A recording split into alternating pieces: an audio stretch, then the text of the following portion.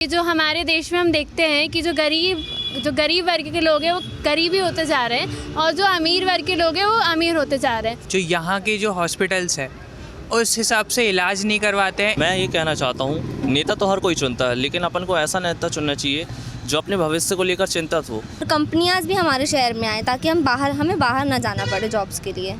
मेरे हिसाब से हमें हमारे लीडर कुछ इस तरह चुनना चाहिए कि जो हमारे देश में जो गरीबी बढ़ती जा रही है वो गरीबी कम हो सके, क्योंकि जो हमारे देश में हम देखते हैं कि जो गरीब वर्ग के लोग हैं वो गरीब ही होते जा रहे हैं और जो अमीर वर्ग के लोग हैं वो अमीर होते जा रहे हैं। जो ज़्यादातर जिस वर्ग पे ज़्यादा दबाव पड़ता है वो मिडिल क्लास फैमिलीज़ होती हैं, क्योंकि जितना जो भी स्कीम्स आती हैं वो ज़्यादा फोकस्ड होती हैं कि किस तरीके से गरीबी हटाई जाए, वो भी सिर्फ गरीबों के लिए। पर ज़्यादातर परेशानी मिडिल क्लास फैमिलीज़ को होती है, क्योंकि हर एक चीज़ के दाम बढ़े हुए हैं, चाहे तेल से हो गया, पेट्रोल हो गया, या फिर खाने पीने या सब्ज़ी की हर एक चीज़ के दाम बढ़े हुए हैं। तो ज़्यादातर प्रॉब्लम्स आती सिर्फ मिडिल क्लास फैमिलीज़ को।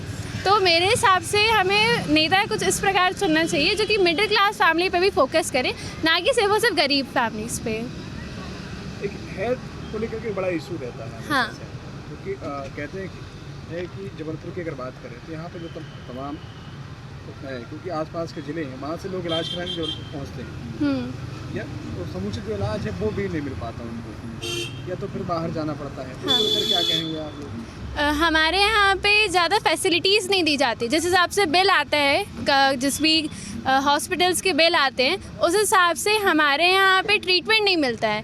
ज़्यादातर घूसखोरी होती है हमारे यहाँ पे, कि ज़्यादा यहाँ पे बिल बना देते हैं कि इतने का बिल है, पर उस हिसाब का ट्रीटमेंट कभी यहाँ पे दिया नहीं जाता है।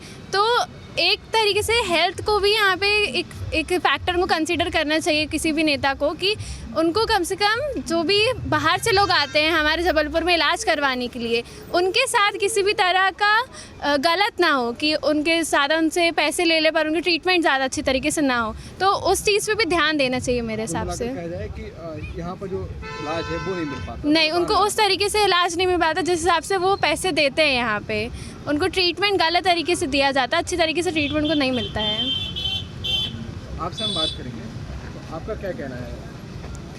हेल्थ के मामले में मैं ये कहना चाहूँगा कि जो यहाँ के जो हॉस्पिटल्स है उस हिसाब से इलाज नहीं करवाते हैं, इसलिए जितने भी इस शहर के लोग होंगे या एमपी के लोग होंगे वो ज़्यादातर हैदराबाद, मुंबई या नागपुर में अपना इलाज करवाना चाहते हैं, क्योंकि वहाँ उनको फैसिलिटीज़ बहुत अच्छी मिलती है। यहाँ पे आपके बिल बहुत दिए जाते हैं, उस प्रकार का इलाज नहीं दिया जाता है, और या तो अगर वो व्यक्ति अच्छा खासा भी होगा उसको या तो कोई आईसीयू चैम्बर में डाल दिया जाएगा, क्या कि इसका बिल बढ़े, या उसकी मतलब पैसे कहाँ से लिए जाए, ये करना चाहते हैं हॉस्पिटल्स। तो क्या लगता है कि सरकार को क्या सोचने की ज़रूरत है? जो भी सरकार आए वो क्या सोचे, किस तरह से बात? सरकार को पहली चीज़ ये करना चाहिए कि हमारे यहाँ फैसिलिटीज़ बहुत अच्छी देनी चाहिए, जैसे बड़े शहरों में होती है वैसे ही फैसिलिटीज़ यहाँ दे, और उस हिसाब से हमारा इलाज करवाए, जो भी अच्छे से ट्रीट करे उनको, जो भी पेशेंट्स है, और उनको प्रॉपर इलाज दिया जाए। आपसे हम बात करेंगे जी। ये तो मेरा फर्स्ट टाइम वोट है। मैं यही कहना चाहता हूँ, अभी जो भी हमारे मैं नेता को वोट देना चाहता हूँ, बस वो ये नहीं होना चाहिए कि आगे वाले हमारे कंट्री को और प्रोग्रेस करते रहे और डेवलपमेंट बढ़ाते रहे। जैसे हमारी दूसरी कंट्रीज़ जो इतनी डेवलप होते जा रही है, उनके इंफ्रास्ट्रक्चर को देखे, उनकी नीतियों को देखे, उनके पॉलिसीज़ को समझे, वो कैसे आगे बढ़ रहे हैं। हमें उनके अकॉर्डिंग देखना चाहिए कि कैसे वो किस तरीके से भ्रष्टाचार ना होना चाहिए। आपसे बात करेंगे क्योंकि सरकार है जी, नई सरकार आ रही है, अपन नई सरकार चुनने जा रहे हैं जी। तो इसको लेकर के क्या कहेंगे आप? कैसा? मैं ये कहना चाहता हूँ, नेता तो हर कोई चुनता है, लेकिन अपन को ऐसा नेता चुनना चाहिए जो अपने भविष्य को लेकर चिंतित हो। वो अपना भविष्य ना देखे, वो मतलब लोगों की हित में कार्य करे। जो भी फैसिलिटीज़ हैं वो जनता को प्रदान की जाएँ। जो भी जैसे गवर्नमेंट स्कीम लागू करती है, हर स्कीम्स हर व्यक्ति को नहीं मिल पाती हैं, जो उसके लायक होता है उसको भी। इसी कारण जो मध्यवर्गीय और जो गरीब परिवार से हैं उनको हर फैसिलिटी नहीं मिल पाती है, और जो भी हॉस्पिटल्स वगैरह हैं डेवलपमेंट है वो काफ़ी स्लो है। और मध्य प्रदेश में ऐसा है जो और भी अदर स्टेट्स हैं उससे काफ़ी पीछे है मध्य प्रदेश। हेल्थ भी एजुकेशन दोनों में उसका काफ़ी मतलब उसकी रैंक काफ़ी पीछे लगती है इस हिसाब से। जी आपका क्या कहना है? देखिए, डेवलपमेंट और इंफ्रास्ट्रक्चर की अगर बात होती है तो मध्य प्रदेश ही नहीं, मैं कहूँगा हमारा जबलपुर भी काफ़ी पीछे है। जिस तरीके से इंदौर को बढ़ाया जा रहा है, भोपाल, रीवा, उज्जैन, इन सारे शहरों को जो प्रायोरिटी दी जा रही है, जो प्राथमिकता दी जा रही है, वो कहीं ना कहीं जबलपुर को नहीं दी जा रही है। और वो साफ नज़र आ रहा है, चाहे वो शहरों के बीच की कनेक्टिविटी हो या फिर जॉब्स हो या फिर एजुकेशन हो, तो मतलब कहीं ना कहीं जबलपुर को पीछे धकेला जा रहा है ताकि हम अन्य शहरों को अपॉर्चुनिटी दे पाए, जो मेरे हिसाब से काफ़ी गलत है।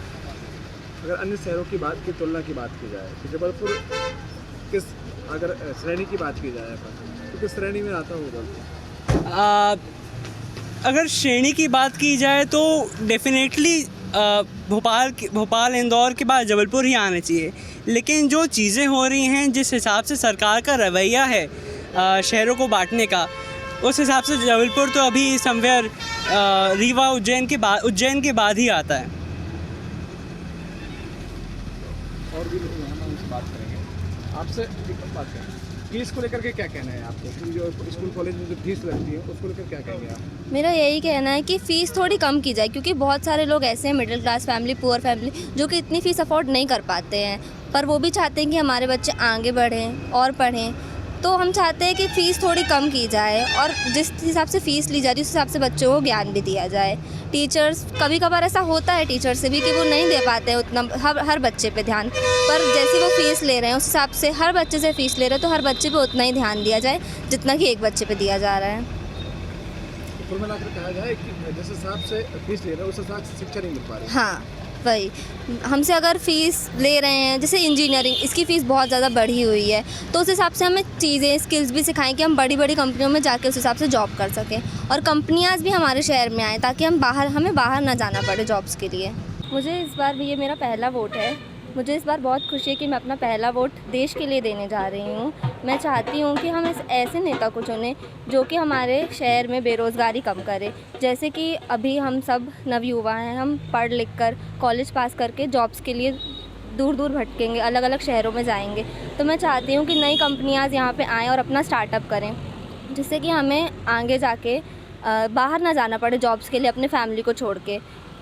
बस मैं ऐसा ही चाहती हूँ कि हमारा नेता ऐसा हो जो कि अगर आप अच्छी कंपनी में नौकरी चाहिए, आपको जॉब चाहिए, तो कहाँ जाना पड़ता है आपको? पुणे, बैंगलोर, महाराष्ट्र साइड जाना पड़ता है या फिर चेन्नई, हैदराबाद, इन शहरों में हमें जाना पड़ता है, इन स्टेट्स में। तो क्या मध्य प्रदेश में ऐसे कुछ नहीं, मुश्किल नहीं? मध्य प्रदेश में इंदौर है जहाँ पे अच्छी जॉब्स हैं जाने के लिए हमारे लिए, बट हम चाहते हैं कि हमारे जबलपुर शहर में भी ऐसे कंपनियाँ आएँ जो अपना स्टार्टअप रखें, जिससे कि हमें नहीं जाना पड़े बाहर अपनी फैमिलीज़ को छोड़ के।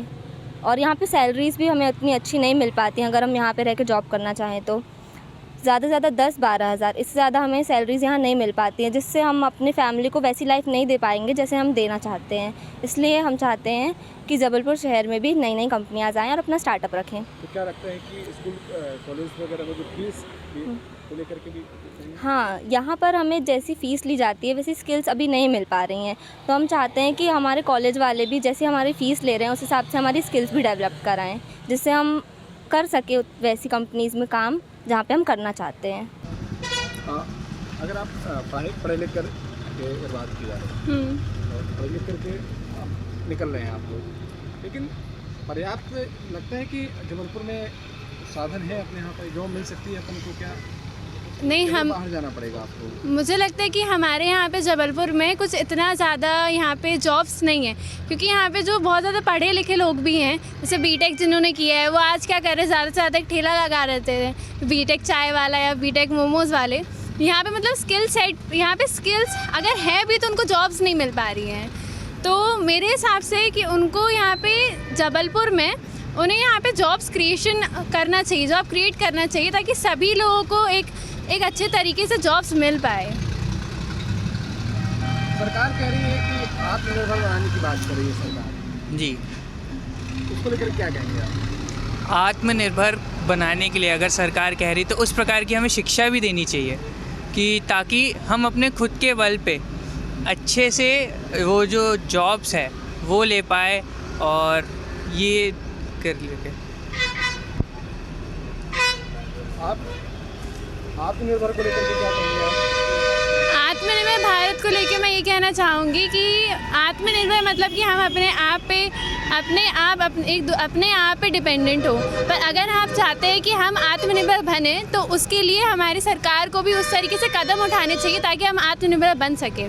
हमारे यहाँ पे स्कीम ज़रूर आती हैं पर हमारे हर एक व्यक्ति के लिए या हर एक इंसान के लिए वो स्कीम्स नहीं काम कर सकती है, क्योंकि हमारे यहाँ पे गरीबों को ज़्यादा फोकस किया जाता है ना कि मिडिल क्लास फैमिली को फोकस किया जाता है, क्योंकि जो यहाँ पे रिच फैमिलीज़ हैं उनके तो अलग से बिजनेसेस हैं, वो अपना ऑलरेडी सेटअप है, और जो पुअर फैमिलीज़ हैं उनको अलग से स्कीम्स मिल रही हैं। पर मिडिल क्लास फैमिलीज़ पे ज़्यादा ध्यान देना चाहिए, क्योंकि यहीं से ही लोग या तो आगे बढ़ के या तो देश के लिए आगे जाके सेवा करेंगे या तो फिर और ही जाके गरीब हो जाएंगे, उसका कुछ और नहीं होगा। बेरोजगारी बड़ा मुद्दा होता है, बेरोजगारी लगातार बढ़ती जा रही है। बेरोज़गारी मेनली वही चीज़ आती है, घूम फिरा के इंफ्रास्ट्रक्चर डेवलपमेंट स्किल सेट की बारी आती है। जो हम कॉलेज में एडमिशन लेते हैं उस कॉलेज की ये ड्यूटी होती है, उस कॉलेज का एक कर्तव्य होता है कि हम छात्र को इस तरीके से ट्रेन करें, इस तरीके से सिखाएं, इस तरीके से पढ़ाएं ताकि उसका जो स्किल सेट है, जो कंपनी जो स्किल सेट चाहती हैं वो फुलफ़िल हो पाए। कहीं ना कहीं जॉब्स कम है, हम जानते हैं, लेकिन वो छात्र के ऊपर डिपेंड करता है कि हाँ वो उस कंपनी के लिए लायक है या नहीं। इससे बेरोज़गारी कम हो सकती है।